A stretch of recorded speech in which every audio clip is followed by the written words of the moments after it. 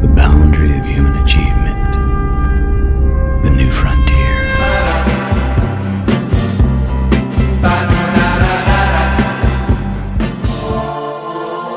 Woodrow Wilson, during World War I, tried to minimize the Spanish flu epidemic. Woodrow Wilson pretended it wasn't happening, did not let people know how to protect themselves. Woodrow Wilson encouraged public events. He told mayors and governors to have military parades. You had national public health leaders saying such things as, this is ordinary influenza by another name. The Surgeon General said, if proper precautions are taken, you have no cause for alarm. Since the start of the coronavirus pandemic, Mr. Trump has downplayed the severity of the problem as cases surge around the country. The president effectively discarding the existing advice from his government, his own public health experts. There's no reason to panic at all. It's going to disappear. One day, it's like a miracle. It will disappear.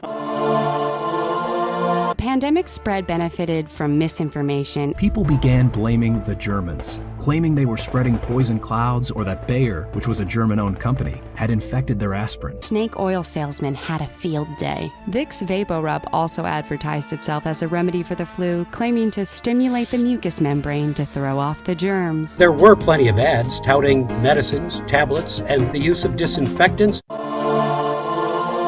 As the coronavirus continues to spread worldwide, the misinformation is spreading too. Donald Trump is pushing the debunked conspiracy that coronavirus was man-made in a lab in Wuhan, China. The president offers snake oil treatments that have the potential to do more harm than good. The president suggested Americans could inject themselves with disinfectants to ward off COVID-19. The disinfectant, where it knocks it out in a minute.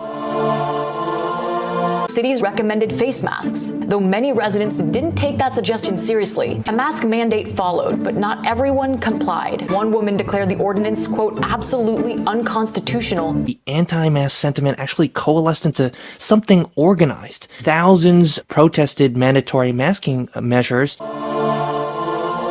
Despite the alarming spike, many people still refuse to wear masks. Masks are mandated here. Not everyone likes the rule. You guys are violating federal law. You get that? They say that it interferes with their personal liberty and it's unconstitutional. Are you going to allow the government to tell you you have to wear a mask? Backlash from business owners pressured cities to reopen. As cities eased guidelines, some were hit with a second wave of the flu. Denver reopens on November 10th. Thousands flock to the streets for an Armistice Day celebration as the death toll rises again. In San Francisco, cases went almost down to zero. Let's open up the city. Let's have a great big parade. Because of that event, 2 months later, the great influenza came back roaring.